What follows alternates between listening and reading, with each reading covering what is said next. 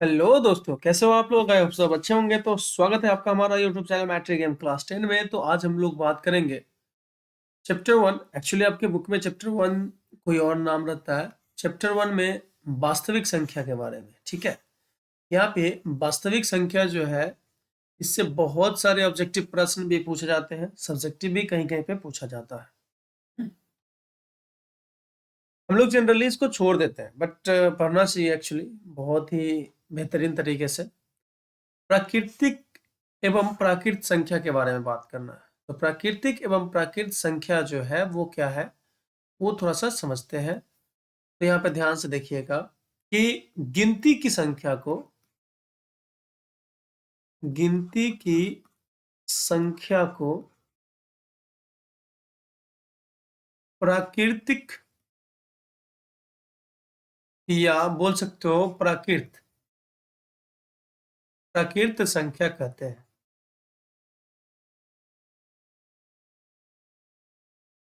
बात समझ में आया? तो गिनती की संख्या को, जो गिनती का संख्या होता है, उसी को प्राकृतिक या प्राकृत संख्या कहते हैं। जैसे में अगर मैं यहाँ पे बात करता हूं, जैसे में देखिएगा ध्यान से, जैसे कौन हो जाएगा, 1 2 3 4 अप टू अनंत तक हो जाएगा। ठीक है, बात समझ में आ रहा कि नहीं रहा? अनंत तक हो जाएगा।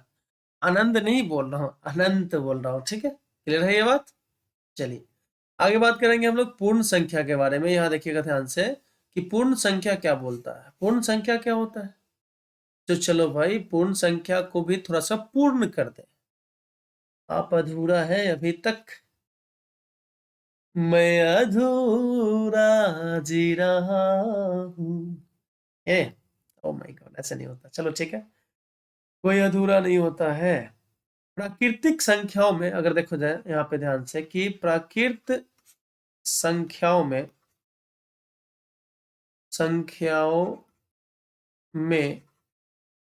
शून्य को मिला देने पे, ठीक है, शून्य मतलब जीरो, शून्य को मिलाने पर जो संख्या प्राप्त होती है, जो संख्या का समूह बोल सकते हो या संख्या बोल सकते हो, जो जो संख्याएं प्राप्त होती है, ठीक है, यहाँ पे ऐसे होगा, प्राप्त होती है, उसे क्या कहेंगे? उसे पूर्ण संख्या कहते हैं। पूर्ण संख्या कहते हैं। ये सब बचपन में हम लोग पढ़े, और अभी तो भूल गए हैं क्योंकि याददाश्त हम लोग का बहुत तगड़ा रहता है। खैर देखो, जैसे अगर बात करते हैं तो प्राकृत संख्या कौन है, 1 2 3 4 अप टू, यहाँ पे 1 2 3 4 5 अप टू लिख दिया मैंने अनंत तक। इसमें क्या जोड़ देना भाई? इसमें आपको जोड़ देना है शून्य। देखो, प्राकृत संख्याओं में क्या जोड़ देना है? प्राकृत संख्याओं में शून्य को मिलाने पर शून्य मिला दीजिए आप। ये जो बना ये बना आपका पूर्ण संख्या। क्या बना? पूर्ण संख्या। चले अपने चैप्टर में आगे बढ़ाए। तो हम लोग पूरा हो गए, तेरे बगैर हम अधूरे थे, अब तुम जो आए हो तो पूरे हो गए। हाय हाय, ऐसे नहीं बोलते। चलिए देखिए, अब हम लोग बात करेंगे पूर्णांक संख्या के बारे में। पूर्णांक संख्या क्या है वो समझते हैं कि आखिर पूर्णांक संख्या क्या है। भाई, पूर्ण संख्या अलग होता है, पूर्णांक संख्या अलग होता है। तो हाँ, अलग होता है। तो यहाँ पे अगर मैं पूर्णांक संख्या के बारे में बात करता हूं तो क्या हो जाएगा, ध्यान से गौर कीजिएगा, देखिएगा, ध्यान से देखो। सभी धनात्मक तथा, देखो यहाँ पे ध्यान से कि धनात्मक तथा सभी ऋणात्मक सभी ऋणात्मक और और एक शून्य भी आता है, ठीक है। शून्य संख्याओं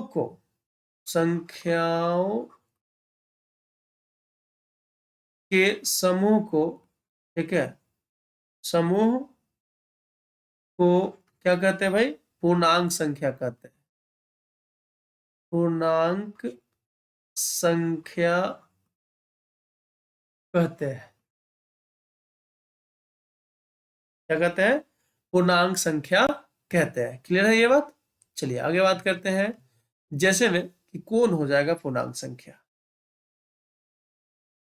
चलो देखो, जैसे में अगर बात करना चाहते हैं तो एक लाइन खींच लेते हैं। लाइन से बताना बहुत ज्यादा इजी हो जाता है। ठीक है। हम्म, ये बात। यहां से यहां एक लाइन खींच लिया मैंने।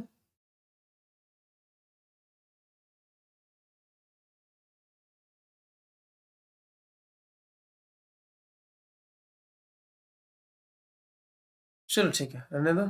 ये लाइन हो गया। अब यहाँ पे इस लाइन पे यहाँ पे मैंने जीरो ले लिया। ठीक है। तो जीरो से आगे जो होगा वो क्या हो जाएगा? वन हो जाएगा, एक हो जाएगा, ये दो हो जाएगा, तीन हो जाएगा, ये चार हो जाएगा, आगे ऐसे बढ़ते चलेंगे। ठीक है। उसी तरह से यहाँ पे हो जाएगा माइनस एक, माइनस दो, माइनस तीन, माइनस चार, ठीक है, माइनस पाँच, और ये आगे बढ़ते जाएगा इधर। बात समझ में आया? अब यहाँ पे गौर करने वाली बात है, ये जो शून्य है, ठीक है, ये जो शून्य है, ये ये आपका धनात्मक ऋणात्मक नहीं होता। ठीक है, ये आपका धनात्मक ऋणात्मक नहीं होता है। तो इस पे गौर करना है कि जब धनात्मक ऋणात्मक ये नहीं था तो इसके आगे का क्या होगा। तो देखो ध्यान से, ये जो आगे का है ये धनात्मक है। ठीक है, ये जो है ये धनात्मक है। तो शून्य से आगे जो रहता है, शून्य से आगे जो रहता है उसको हम लोग क्या कहते हैं? धनात्मक पूर्णांक बोलते हैं। तो धनात्मक पूर्णांक, या कभी कभी इसको धन पूर्णांक भी बोला जाता है। अब शून्य से पीछे की ओर जितना भी संख्या दिया हुआ है वो सब क्या है? ऋणात्मक पूर्णांक। ये हो जाएगा ऋणात्मक पूर्णांक। बात समझ में आ रहा है कि नहीं आ रहा? तो ऋणात्मक पूर्णांक हो जाएगा। और शून्य ये ना आपका धनात्मक है ना ऋणात्मक है, ये पूर्णांक तो है, ये पूर्णांक तो है, लेकिन धनात्मक ऋणात्मक नहीं है। धनात्मक या ऋणात्मक नहीं है, पूर्णांक है। समझ में आ रहा है कि नहीं? तो ये जो जीरो है यानी शून्य जो है वो आपका पूर्णांक है, बट धनात्मक ऋणात्मक नहीं है।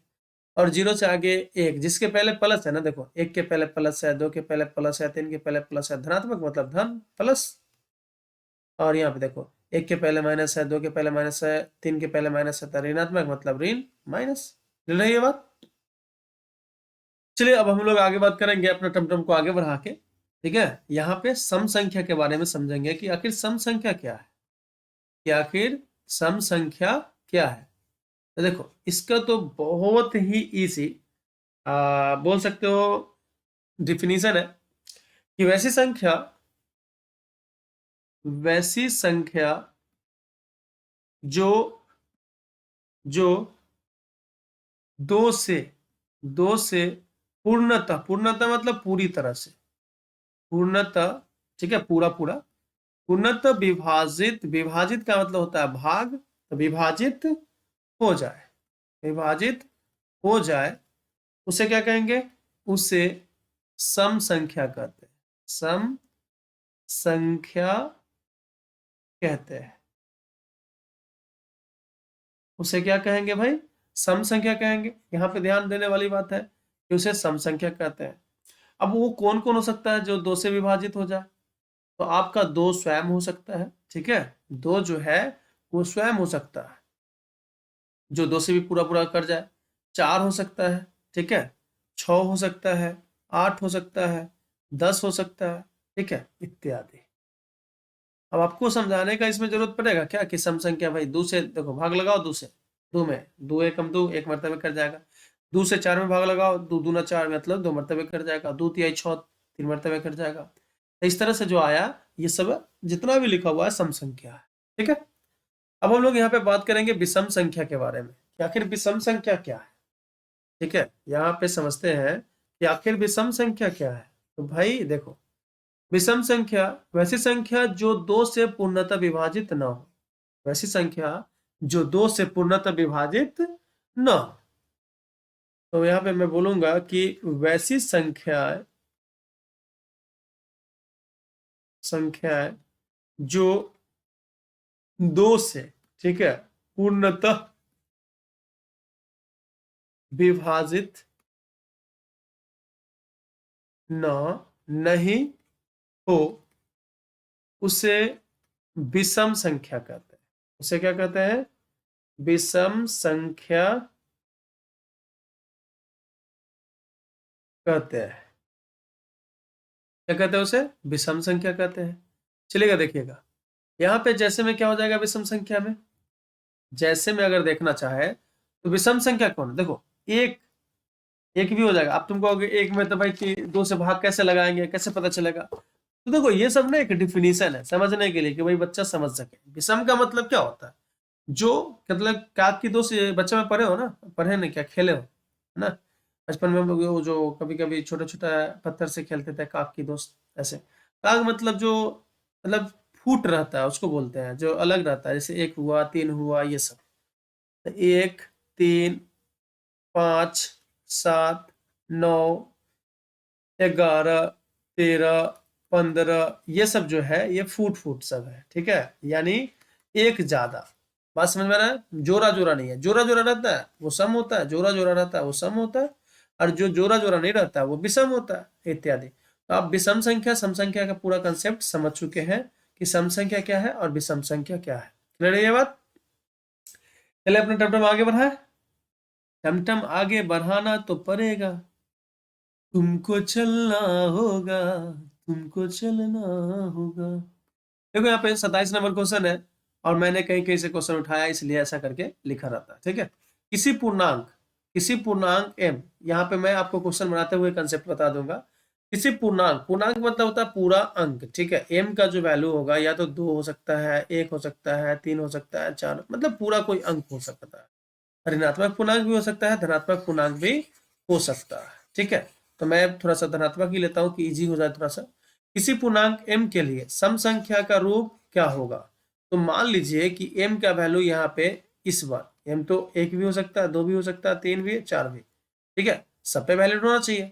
तो अगर सम संख्या का रूप लेना है तो सम संख्या का मतलब क्या होता है? जो दो से पूरा पूरा कट जाए, यानी 2, 4, 6 ये सब होना चाहिए। तो अगर इसमें से मैं एक लेता हूं, ठीक है, एक गुने दो, अब प्लस एक कर दे, देखो ध्यान से, एक लिए तो एक गुने दो, दो प्लस एक यानी तीन, ये विषम संख्या आ जाएगा। तो +1 करने पे देखो यहाँ पे +1 किया हुआ है, चाहे -1 करने पे ये विषम संख्या आ जाता है। तो ये दोनों तो हट गया, ये दोनों तो हट गया। अब बताओ m+2 का बात हो रहा है। m+2, अगर m के जगह पे यहाँ पे तो एक भी ले सकते हैं, तो एक ले लिए, अब +2 कितना हो जाएगा? 3, ये भी विषम संख्या आ गया। तो ये तो सम संख्या का रूप पूछ रहा है ना, तो ये भी वैलिड नहीं होने वाला। अब 2m, तुम एक ले लो, देखो 2m यहाँ पे, तो एक ले लो तो एक गुने दो, दो हो जाएगा, ठीक है। दो ले लो, दो गुने दो, चार हो जाएगा। तीन ले लो, तीन गुने दो, तीन गुने दो, छह हो जाएगा, यानी 2, 4, 6 सम संख्या आ रहा है। तो आप देख सकते हैं कि ये जो है 2m, ये सम संख्या का रूप है। क्लियर है ये बात? थोड़ा सा समझना बहुत जरूरी है, इसको समझ लीजिएगा आप ध्यान से। चले आगे। नेक्स्ट क्वेश्चन है आपका, ध्यान से देखिएगा कि बोल रहा है, देखो बच्चा अभी हम लोग क्या कर रहे हैं कि अभी बेसिक ही पढ़ रहे हैं, बेसिक जैसा पढ़ रहे हैं, तो थोड़ा सा स्लो स्लो चल रहा हूं मैं। किसी पूर्णांक, पूर्णांक मतलब पूरा अंक हो जाएगा, 1, 2, 3, 4, 5, 6, -1, -2, -3, मतलब हम लोग प्लस बना लेंगे, ज्यादा आसान रहेगा। के लिए विषम संख्या का रूप पूछ रहा है, ठीक है। किसका रूप पूछ रहा है भाई? विषम संख्या का रूप पूछ रहा है। तो विषम संख्या का रूप क्या हो सकता है? तो अगर आप देखते हैं यहाँ पे p+1, अगर p के जगह पे, क्योंकि पूर्णांक है, p तो कोई भी पूर्णांक, 1, 2, 3 कुछ भी आ सकता है, एक ले लीजिए, तो 1 + 1 2 सम संख्या हो गया। तो ये तो होने से रहा, बात समझ में आ रहा? लेकिन अगर आप पी लेते हैं तो पी तो कोई भी हो सकता है, एक भी हो सकता है, दो भी हो सकता है, तीन भी हो सकता है। तो आप इसके केस में तो विषम बोल दीजिएगा, लेकिन इसके केस में कैसे विषम बोलिएगा? तो ये भी नहीं होगा, तो सी भी गया, ठीक है। अब 2p, ये एक्चुअली देखो ध्यान से, ये तो सम संख्या का था, अभी देखो ध्यान से 2m, तो विषम संख्या का 2m, 2p+1 यानी 2m+1 भी हो सकता है। तो विषम संख्या का रूप जो हुआ वो 2p+1 हुआ, ठीक है। p के जगह पे कितना, कोई भी चीज डालो, 1 डालो तो 2 एकम 2 + 1 3 हो जाएगा, 2 डालो 2 दूनी 4, 1 5 हो जाएगा, विषम संख्या हो जाएगा। क्लियर है ये बात? तो विषम संख्या का रूप जो होता है, देखो मैथ को समझना होता है, याद करना नहीं, क्योंकि याद करते रह जाइएगा, फॉर्मूला याद करना पड़ता है, सब कुछ याद नहीं करना पड़ेगा। तो इसमें ऑप्शन नंबर क्या हो जाएगा, थोड़ा सा मैं ठीक से टिक मार देता हूं, नहीं तो आप लोग तो खो जाइएगा कहीं पे कि क्या है क्या है। चलिए, तो हम लोग अपना टमटम आगे बढ़ाते हैं और ध्यान से देखते हैं। ऐसे ना देख पगले, ओ माय गॉड। चलो देखो, सुन रहा है ना तुम, सुन रहा है ना तू, पढ़ रहा हूं मैं। चलिए, हम लोग अब बात करेंगे भाज्य संख्या के बारे में और अभाज्य संख्या के बारे में। समझ में आ रहा है कि नहीं आ रहा?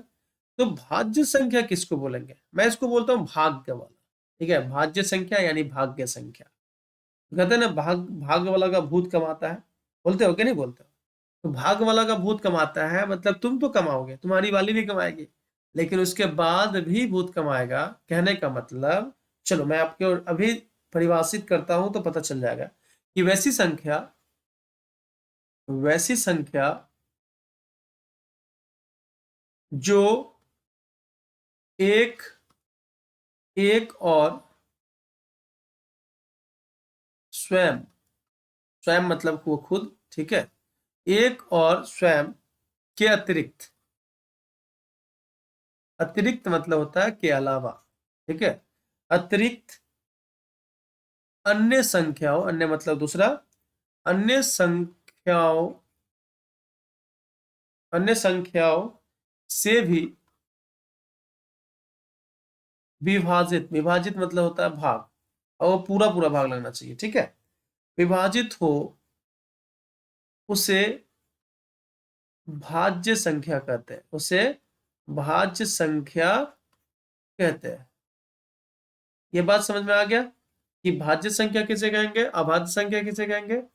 तो वैसी संख्या, ठीक है, वैसी संख्या जो एक और स्वयं के अलावा, ठीक है, एक और स्वयं के अलावा, समझिएगा ध्यान से, एक और स्वयं मतलब वो खुद तो कमाएगा, उसकी वाली भी कमाएगी, स्वयं भी, ठीक है, खुद तो कमाएगा, उसकी वाली भी, एक तो कमाएगा ही, लेकिन उसके अलावा भी अगर कोई कमा रहा है, उसके लिए कोई अलग से भी संख्या से भाग लग रहा है, से भी विभाजित हो रहा है, तो उसको भाग्य वाला बोलेंगे, यानी भाज्य संख्या बोलेंगे। भाग वाला का भूत कमाता है मतलब दूसरा भी कमाएगा, कहने का मतलब ये हुआ। क्लियर है ये बात?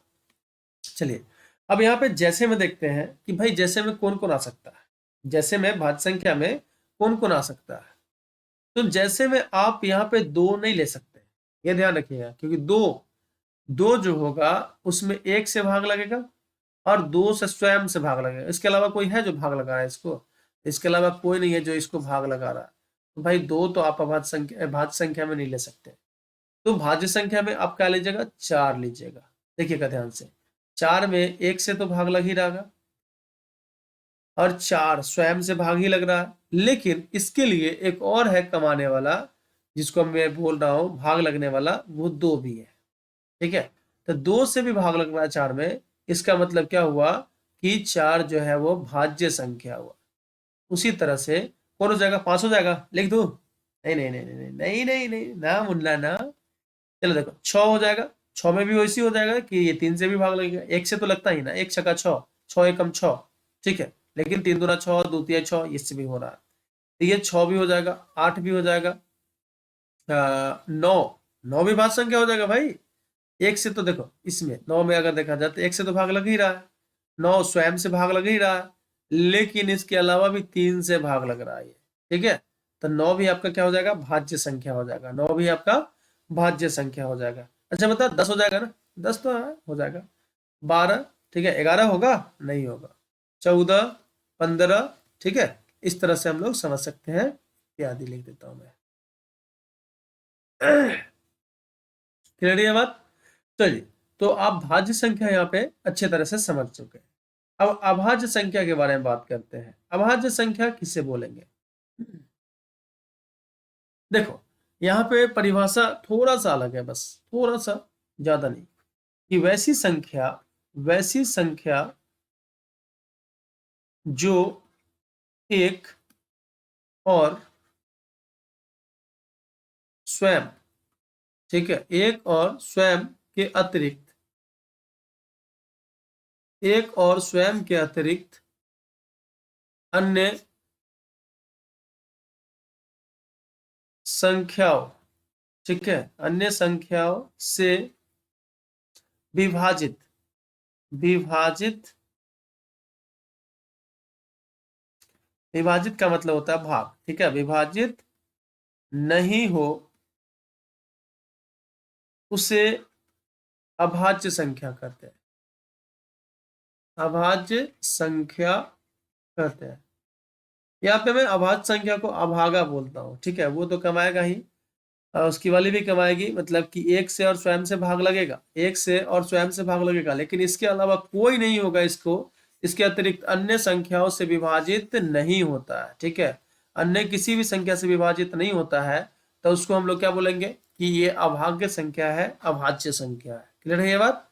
चलिए देखिए, इसके जैसे में थोड़ा सा बात कर लो यहाँ पे कि कौन कौन हो जाएगा अभाज्य संख्या। तो सबसे छोटी अभाज्य संख्या कौन है भाई? 2 है, ठीक है, सबसे छोटी अभाज्य संख्या, सबसे छोटी अभाज्य संख्या ये, ठीक है। 2 के बाद कौन हो जाएगा? 3 हो जाएगा, 3 में भी 1 से भाग लगेगा और 3 से लगेगा, इसके अलावा कोई नहीं है। 4 नहीं होगा, 5 हो जाएगा, 5 के बाद 7 हो जाएगा, ठीक है। अच्छा बता, 8 होगा क्या? 8 तो कभी नहीं होगा, 2 चौके 8, 4 दूना 8 लगता है। 9 होगा क्या? नहीं, 9 भी नहीं होगा, 9 आपका अभाज्य संख्या नहीं है, क्योंकि 3 से भाग लगता है उसमें।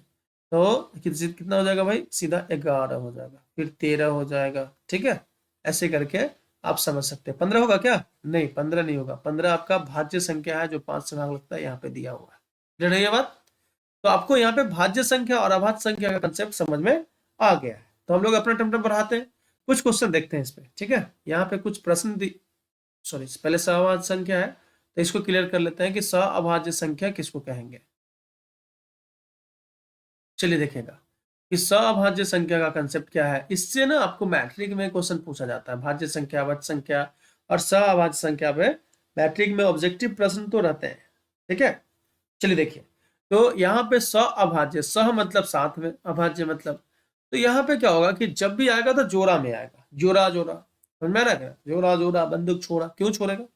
चलिए देखिए, तो यहाँ पे बोलेंगे कि ऐसी संख्याओं का जोड़ा, ठीक है, ऐसी संख्याओं का जोड़ा, जोड़ा मतलब पेयर, दो गो चार गो ऐसे, जिनके जिनके गुणनखंडों में, गुणनखंड मतलब गुना, ठीक है, गुणनखंडों में एक के अतिरिक्त, अतिरिक्त के मतलब होता है अलावा, ठीक है, एक के अतिरिक्त कोई भी उभयनिष्ठ, कोई भी उभयनिष्ठ, उभयनिष्ठ मतलब होता है कॉमन, ठीक है, जो दोनों में होता है, गुणनखंड नहीं हो, गुणनखंड नहीं हो, उसे उसे सअभाज्य संख्या कहते हैं, सअभाज्य संख्या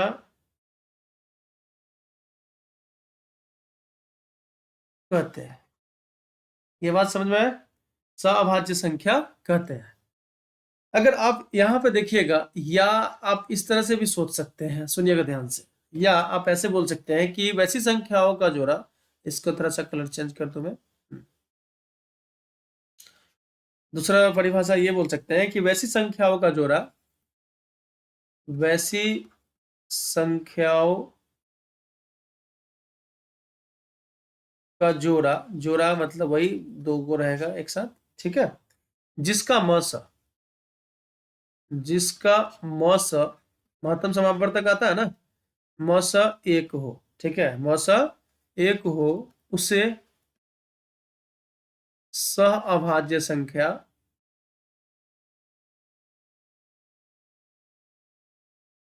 सहअभाज्य संख्या कहते हैं। उसे क्या कहते हैं? सहअभाज्य संख्या कहते हैं। अब चलो यहाँ पे मैं जैसे में बताता हूँ कि आखिर ये जैसे में क्या है, थोड़ा सा ऊपर का समझ लो फिर से कि क्या बोल रहा है कि ऐसी संख्याओं का जोड़ा, ठीक है, संख्याओं का जोड़ा होना चाहिए, ध्यान रखिएगा, संख्याओं का जोड़ा जिनके गुणनखंडों में एक के अतिरिक्त, ठीक है, अतिरिक्त कोई भी उभयनिष्ठ गुणनखंड ना हो, मतलब एक ही होना चाहिए गुणनखंड में उभयनिष्ठ,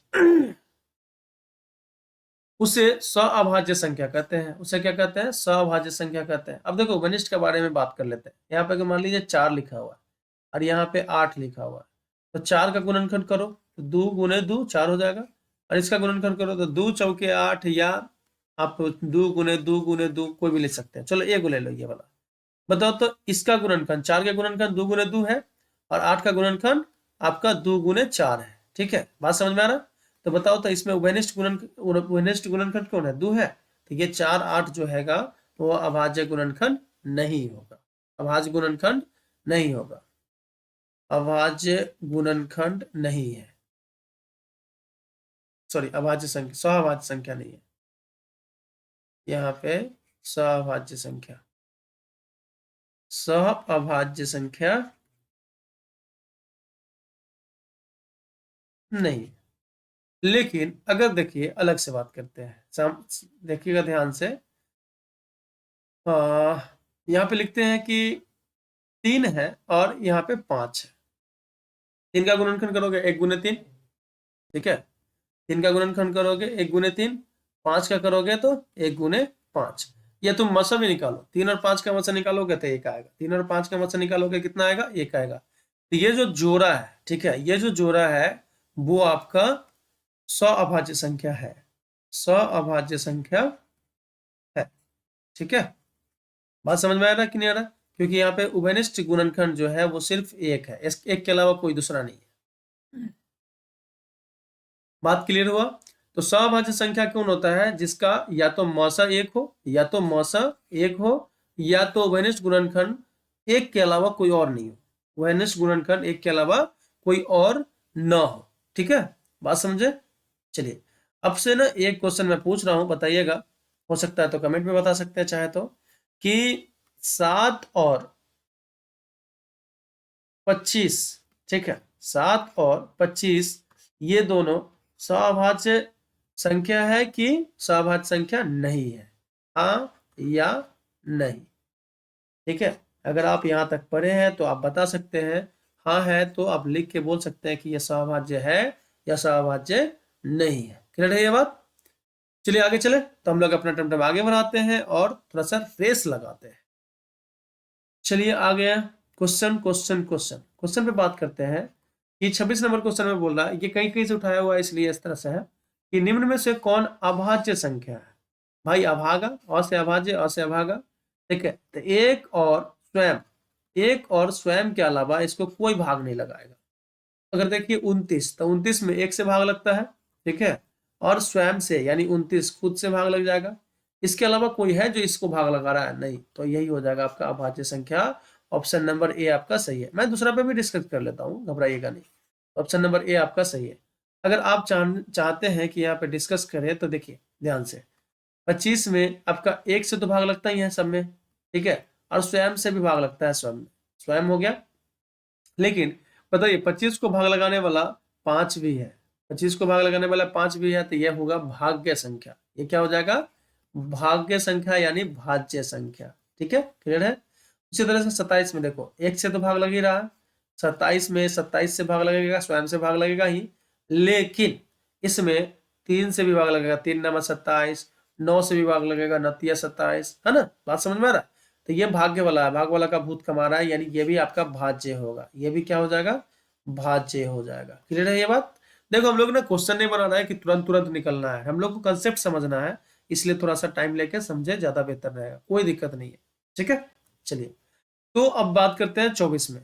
24 में अगर देखो तो यहाँ पे 1 से तो भाग लगेगा ही, कोई भी संख्या में लगता है, और स्वयं से 24 से भाग लगेगा ही, लेकिन इसके अलावा भी देखो इसको भाग लगाने वाला 3 है, 3 8 24, 8 3 24, 12 दूना 24, 2 12 24, ठीक है, होता है ना, 4 6 24, 6 6 24, यानी बहुत सारा संख्या है जिसको भाग लगा रहा है, यानी ये 24 हो जाएगा, ये आपका भाज्य संख्या हो जाएगा। 24 जो हो जाएगा क्या हो जाएगा? भाज्य संख्या हो जाएगा। तो इस तरह से हम लोग समझते हैं कि भाज्य संख्या और अभाज्य संख्या में भाई क्या है, कौन है। अगला क्वेश्चन है, ध्यान से देखिएगा कि सबसे छोटी अभाज्य संख्या कौन है? सबसे छोटी अभाज्य संख्या कौन है? मैंने तुरंत अभी बताया था कि सबसे छोटी अवाच्य संख्या जो हो जाएगा वो 2 हो जाएगा। ठीक है, सबसे छोटी अवाच्य संख्या कौन हो जाएगा? 2 हो जाएगा। क्लियर है ये बात? चलिए देखिए, यहाँ पे विषम संख्या का बात नहीं हो रहा है कि आप एक मार दीजिएगा। ठीक है, यहाँ पे अभाज्य संख्या का बात हो रहा है। तो ऑप्शन नंबर बी आपका सही जवाब है। क्लियर है? आगे चलो, टमटम आगे बढ़ाओ। चलिए, ये तो बहुत इंपॉर्टेंट है, इससे बहुत सारे प्रश्न आते हैं। ये परिमेय संख्या है, परिमेय संख्या के बारे में हम लोग यहाँ पे बात करेंगे और इसका डिफिनीशन जानना बहुत जरूरी है। जान लीजिएगा तो ज्यादा बेहतर होगा। ठीक है, चलिए बात करते हैं कि वैसी संख्या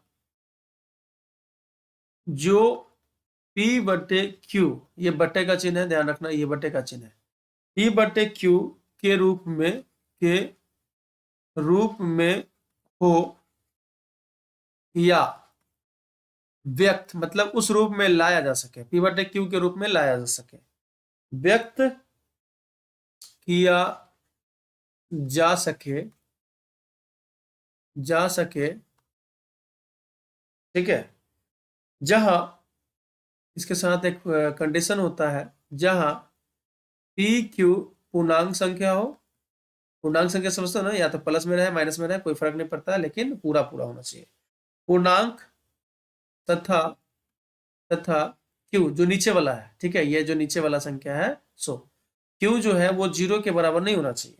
क्यू नॉट इक्वल टू 0 हो तो, ठीक है, उसे परिमेय संख्या कहते हैं। उसे परिमेय, ठीक है, परिमेय संख्या कहते हैं। बात समझ में आई? तो उसे परिमेय संख्या कहते हैं। अब यहाँ पे मैं आपको एग्जांपल देता हूँ और इसको समझना बहुत जरूरी है क्योंकि इससे क्वेश्चन बहुत सारे पूछे जाते हैं। जैसे में अगर यहाँ पे बात किया जाए तो कौन कौन हो जाएगा परिमेय संख्या? 2/3।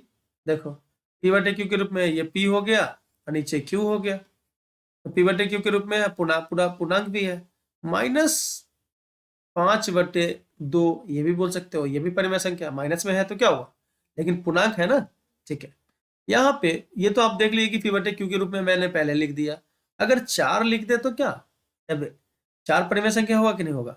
होगा, क्योंकि इसके नीचे 1 तो लिख सकते हैं ना, तो P बटे Q के रूप में ला तो सकते हैं। तो 4/1 जो हो जाएगा अभी परिमेय संख्या हो, क्या हो जाएगा भाई? परिमेय संख्या हो जाएगा। अब बताओ 0.23 लिखा हुआ, इसके आगे कुछ नहीं है, डॉट डॉट भी नहीं मारा हुआ, ये परिमेय संख्या होगा?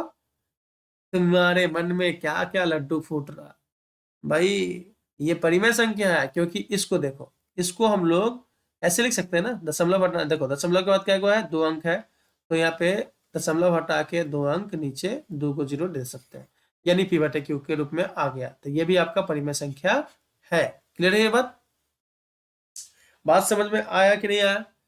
5 इत्यादि, ये सब जो है आपका परिमेय संख्या है। ये सब जो है वो आपका क्या है? परिमेय संख्या है।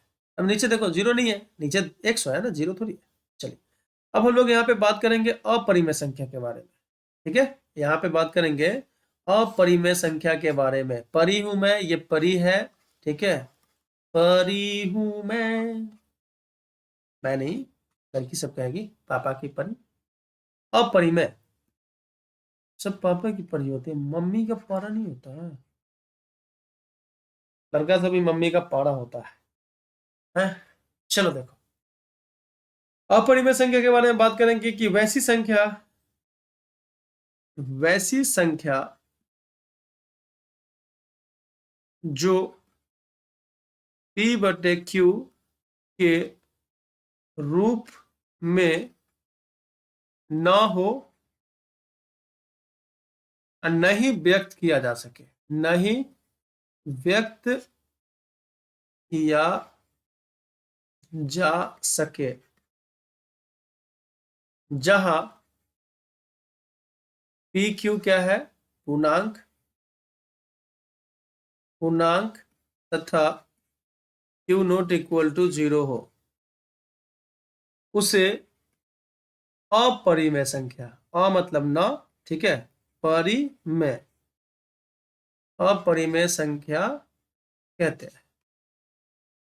इसको बहुत अच्छे से मैं समझाऊंगा, ध्यान से देखना। ठीक है, उससे क्या कहते हैं? अपरिमेय संख्या कहते हैं। चलो देखो, जैसे में बात करते हैं, यहाँ पे ध्यान से देखना है कि जैसे क्या है।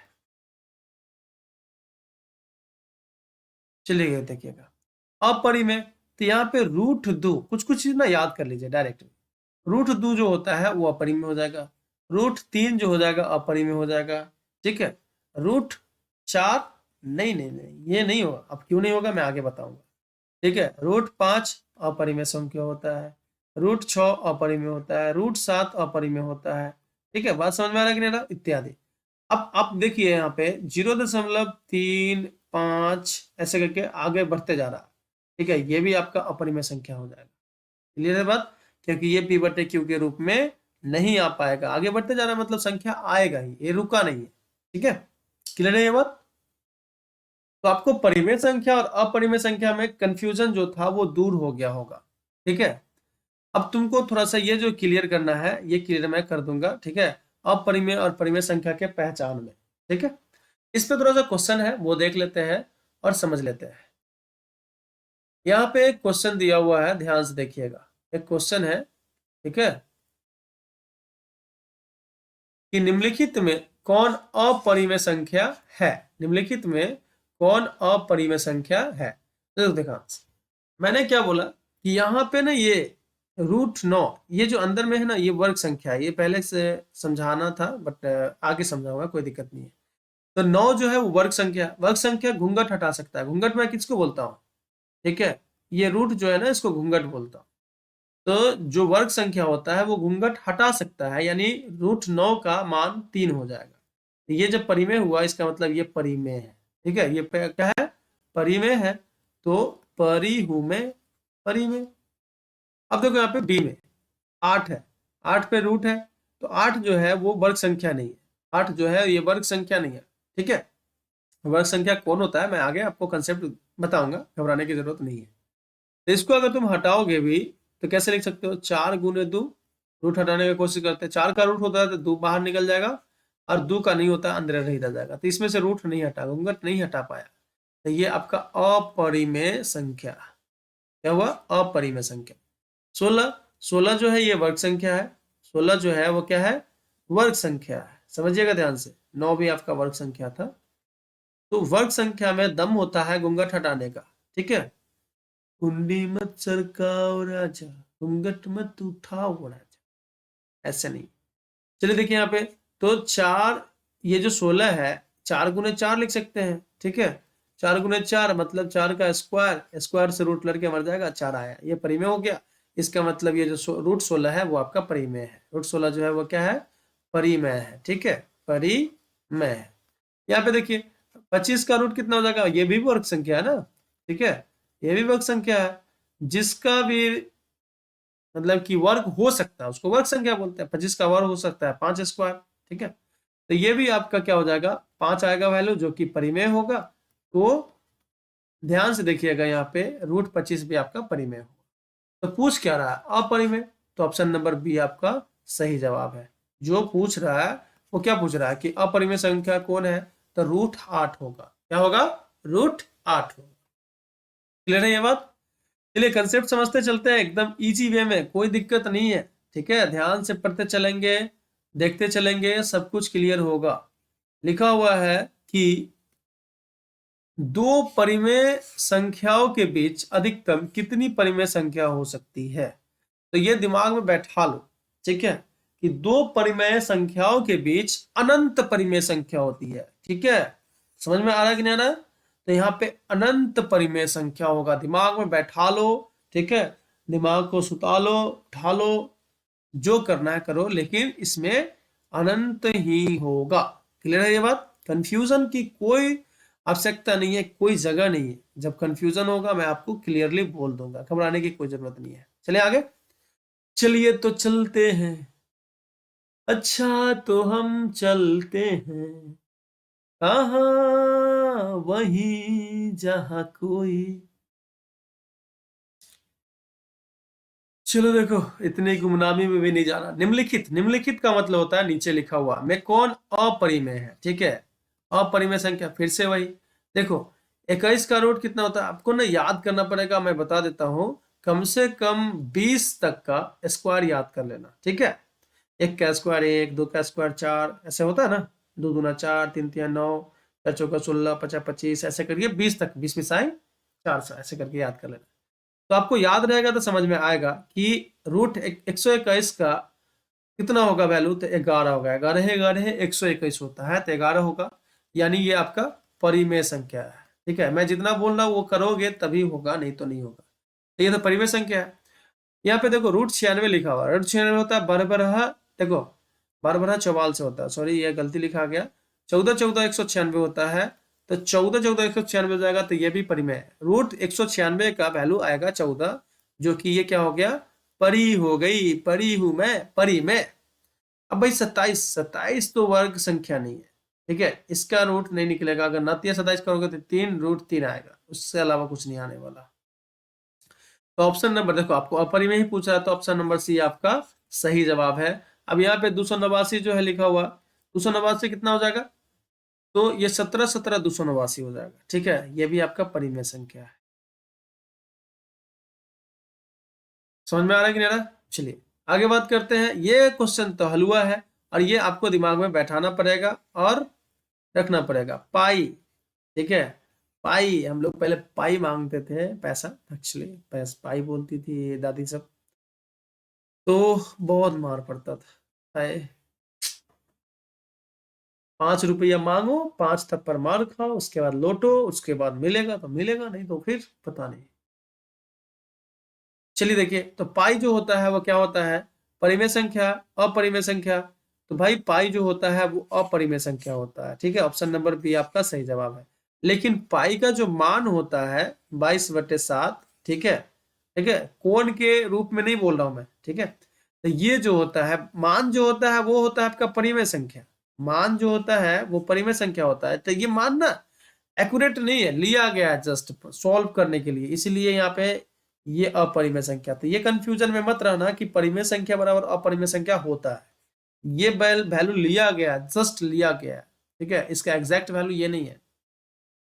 बात समझ में आ रहा है कि नहीं रहा? चलिए ठीक है, हम लोग सॉल्व करते हैं इसलिए इसको। तो ये कंफ्यूजन में मत रहना कि पाई का मान जो होता है 22/7 ये परिमेय है, और पाई खुद अपरिमेय है। तो ऑप्शन नंबर बी आपका सही जवाब है, ठीक है। क्लियर है एक बात? आगे चलते हैं, थोड़ा सा टम टम आगे बढ़ाओ। तेरे महफिल में तेरी हम न रहे तो गम तो नहीं है, गम तो नहीं है, किससे हमारी नजदीकियों के कम तो नहीं। तो एक नोटिफिकेशन आया था, वही देख रहा था, सॉरी। आगे बात करते हैं कि निम्नलिखित में कौन अपरिमेय संख्या है। हाय, अपरिमेय से तो इसको प्यार हो गया लगता है, बार बार अपरिमेय ही डाल रहा है। कुछ तो पूछ लो कि परिमेय संख्या है, हाँ? चलो देखो, यहाँ पे 9 तो भाई खुला है, ठीक है। यहाँ पे बताओ तो रूट चढ़ा हुआ किस पे, 16 पे। 16 रूट हटा सकता है क्या? तो हटा सकता है, इसका 4 हो जाता है। रूट 16 का मान 4 हो जाता है, -9/4 आ जाएगा। इसका जो वैल्यू आएगा वो -9/4 आ जाएगा, जो कि परिमेय हो गया। आपसे अपरिमेय पूछ रहा है, तो ये 3 का रूट हटा सकते हो? नहीं हटा सकते हो। 5 का भी नहीं हटा सकते हो। तो आपका ऑप्शन नंबर बी सही जवाब है, क्योंकि यही आपका अपरिमेय है, ठीक है, यही आपका अपरिमेय है। अगर आप यहाँ पे बात करते हैं तो लिखा हुआ है √1/100, तो 1 का रूट 1 हो जाता है, और 100 का रूट 10 हो जाता है, तो ये भी आपका परिमेय संख्या हो जाएगा। अब देखो यहाँ पे √36/64 लिखा हुआ है, 36 का रूट 6 हो जाता है, और 64 का रूट 8 हो जाता है, तो ये भी आपका परिमेय संख्या है। तो ये भी परिमेय, ठीक है, ये भी परिमेय, और ये भी परिमेय। तो ऑप्शन नंबर बी आपका सही जवाब है, क्योंकि अपरिमेय पूछा जा रहा है आपसे। क्या पूछा जा रहा है भाई? अपरिमेय पूछा जा रहा है, तो जो पूछा जाएगा उतना जवाब देना है, ठीक है। चलो इसको थोड़ा सा तुम लोग सोच के बताना क्या हो सकता है, मन में सोच लो। आई नो लाइव नहीं है तो आप नहीं बता सकते मेरे को, क्या है जल्दी जल्दी बताते हैं, क्या सवाल करते हैं सर, ऐसे होगा क्या है? चलो देखो, तो मैं आपको यहाँ पे समझाता हूँ कि निम्नलिखित में किसका गुणनफल एक परिमेय संख्या है। तो गुणनफल चलो करते हैं गुणनफल। रूट अंडर, ये रूट है दोनों, देखो ये घूंघट डाले अलग से है, ये घूंघट डाले अलग से, रे बकलवा, ऐसा करो ना, सब अपन घूंघट एक के साथ ले आओ, 3 × 5 कितना हो जाएगा, √15 हो जाएगा। बताओ √15 का घूंघट हटेगा, नहीं हटेगा, घूंघट मतलब रूट नहीं हटेगा। यहाँ पे देखो ध्यान से, इसको घूंघट के एक ही अंदर में ले आओ, ये भी घूंघट डाले हुए अलग से, ये भी घूंघट डाले हुए अलग से, तो अंदर में ले आओ ना, तो 8 × 2 = 16, तो ये हो जाएगा 16। अब 16 का घूंघट हट सकता है, 4 × 4 = 16, यानी ये आपका परिमेय है।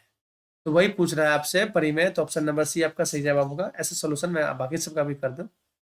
यहाँ देखो, यह हो जाएगा 9×7 = 63, ठीक है, 9 × 7 यानी 9×63, तो ये भी नहीं हटने वाला घूंघट। यहाँ पे देखिए, ये हो जाएगा आपका 18, 18 का भी नहीं हट सकता है, तो आप 18 ऐसे ही लिख दीजिए। तो ये भी आपका अपरिमेय है, ये भी अपरिमेय है, ये भी अपरिमेय है, तो परिमेय कौन है, तो परिमेय आपका ऑप्शन नंबर सी में लिखा हुआ है, जो कि 16 आया था, तो परिमेय संख्या यही होगा, इसी का गुणनफल जो होगा वो परिमेय संख्या होगा। क्लियर है ये बात। टमटम आगे बढ़ाया जाए, चलिए टमटम आगे बढ़ाया जाता है, और यहाँ पे बात किया जाएगा वास्तविक संख्या के बारे में और भिन्न संख्या के बारे में, कि वास्तविक संख्या क्या है और भिन्न संख्या क्या होता है। ठीक है, चलिए देखिए, तो यहाँ पे मैं आपको वास्तविक संख्या को डिफाइन करता हूँ। अभी मैंने आपको परिमेय संख्या और अपरिमेय संख्या पढ़ाया, तो यहाँ पे बोलेंगे कि सभी सभी परिमेय सभी परिमेय और अपरिमेय अपरिमेय संख्याओं के सम्मिलित रूप को, ठीक है, समझिएगा ध्यान से, सम्मिलित रूप को वास्तविक संख्या कहते हैं। क्या कहते हैं, वास्तविक संख्या कहते हैं। समझिएगा ध्यान से, यहाँ पे सभी परिमेय और अपरिमेय संख्याओं के सम्मिलित रूप को, तो परिमेय संख्या भी और अपरिमेय संख्या में, मतलब दुनिया में कोई ऐसा संख्या नहीं बचेगा जिसको नहीं लेना है। तो वास्तविक संख्या ना सब संख्या आ जाता है, ठीक है, वास्तविक संख्या जो है वो सभी संख्या को यहाँ पे कवर कर लेता है। तो यहाँ पे मैंने लिखना है यहाँ पे, मैनू मीठा बहुत पसंद है, तू केक ले आया कर, क्यों लाए, नहीं लाएंगे। तो यहाँ पर जाएगा √2, ये अपरिमेय संख्या, √3 अपरिमेय संख्या, आपका -4 परिमेय संख्या, 6 परिमेय संख्या, 1/√2 अपरिमेय संख्या। ये सब को मिली भगत है, ठीक है, सब मिली भगत है, वास्तव में यही मिली भगत रहता है। तो वास्तव में मिली भगत रहता है, यानी वास्तव में परिमेय संख्या अपरिमेय संख्या सब मिल के रहेगा, उसी को बोलेंगे वास्तविक संख्या, इत्यादि इत्यादि। ठीक है, कोई दिक्कत। चलो देखो, भिन्न संख्या समझना है बस, इसको याद नहीं करना, जितना भी मैं अभी पढ़ाया हूं उसको क्या करना है, समझना है, ये चीज का ध्यान रखिएगा, आपको याद नहीं करना है ये। हाँ, अगर नहीं समझ में आता है तो कुछ ना कुछ तो करना ही पड़ेगा ना, कुछ तो कर ले मुंडे, नहीं करोगे तो कैसे होगा, मुंडा बोला, मुंडा मुंडा, पूरा रंग देख के दीवाना हो गया, मुंडा पूरा रंग। चलिए देखिए, भिन्न संख्या के बारे में बात करना चाहते हैं, तो यहाँ पे मैं ग्रीन से लिखता हूं, तो ग्रीन से ही लिखेंगे, हरा से, हरा हरा हरियाली है ये। दो पूर्ण संख्याओं का भागफल, देखो यहाँ पे ध्यान से, दो पूर्ण संख्याओं का भागफल, दो पूर्ण संख्याओं का भागफल को क्या कहते हैं भाई, भिन्न संख्या कहते हैं, भिन्न संख्या कहते हैं। क्लियर है ये बात। जैसे मैं अगर मैं लिखूं यहाँ पे, जैसे को थोड़ा सा ब्लू से लिख दूं, ठीक है, जैसा का तैसा होता है ना, जैसी करनी वैसी भरनी, ना माने तो करके देख, जन्नत भी है दोजक भी है, ना माने तो मर के देख। चलिए आगे चलते हैं, हम लोग को मर के नहीं देखना है, हम लोग मानते हैं, ठीक है। चलिए देखिए, तो यहाँ पे बात करेंगे 3/5। एक्चुअली में देखा जाए तो रियल भिन्न यही होता है, जिसका नीचे का जो होता है ना वो बड़ा होना चाहिए और ऊपर जो है वो छोटा होना चाहिए। चलो देखो, ऊपर जो होता है, अ से आसमान, ए आसमां वाले, ठीक है, तू भी बिछड़ के देख, होती है क्या जुदाई, तू भी करके देख, गलती हो गया, खैर रहने दे। अ से आसमान, अ से आसमान हुआ और अ से अंश होता है। आसमान ऊपर रहता है तो अंश ऊपर रहेगा। हल जो है नीचे चलाते हैं हम लोग, हल जो है नीचे चलाते हैं तो हर जो होगा वो नीचे होगा। नीचे वाले को हम लोग क्या बोलते हैं? हर बोलते हैं। नीचे वाले को क्या बोलते हैं भाई? हर बोलते हैं। ऊपर वाला को अंश बोलते हैं। ठीक है। हे आसमान वाले तू भी बिछड़ के दे, होती है क्या जुदाई। गलती गलती गा देता हूँ, कोई बात नहीं है। एक है ना, एक गाना आया था शुरुआती दौर में कि ठंडे ठंडे पानी से नहाना चाहिए, गाना आए चाहे नहीं आए गाना चाहिए। चलो देखो, यहाँ पे नोट में मैंने एक चीज लिखना भूल गया, वहां पे परिमेय अपरिमेय के साथ, कि परिमेय संख्या और अपरिमेय संख्या बराबर नहीं होता है। परिमेय नॉट इक्वल टू अपरिमेय, ये काम आएगा, इसको याद रखिएगा कि परिमेय जो संख्या होता है, परि कभी भी अपरि से बराबर होगे क्या? नहीं होगे। हाँ, बराबर नहीं हो सकता। चलिए, तो ये नोट में मैंने लिख दिया यहाँ पे। चलिए ना ये बात। तो आज के लिए यहीं पे क्लास खत्म करते हैं। अगले क्लास में हम लोग बात करेंगे इससे आगे का भाग। ठीक है, थैंक यू सो मच। अच्छा लगे तो कमेंट करके जरूर बताना, और आगे का वीडियो कौन कौन चैप्टर पे चाहिए वो भी बता सकते हो, मैं आपको बना बना के साइंस पे भी दे सकता हूँ आपको, सोशल साइंस, हिंदी, संस्कृत, जो भी है, ऑल राउंडर। ठीक है।